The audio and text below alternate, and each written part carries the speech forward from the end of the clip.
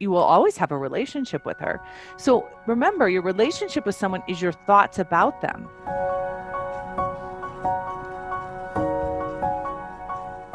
And your thoughts about her is, this has gone terribly wrong. She shouldn't be doing this. She should let me see the kids. I'm her only sister. All that stuff is affecting your relationship with her.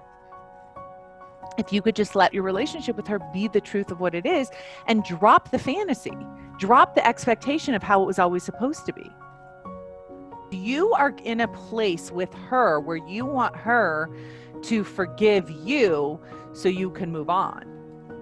Right? But you need to forgive her for not wanting to have a relationship with you so you can move on.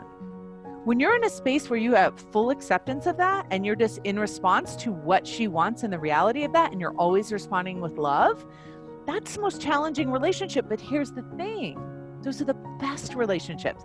When relationships follow our manuals for how relationships are supposed to be, they don't evolve us at all. And as soon as your brain goes to, she needs to change, bring it right back to you. What do you need to change? But I didn't get that, maybe because that's what I'm supposed to get to be the best version of myself in this life.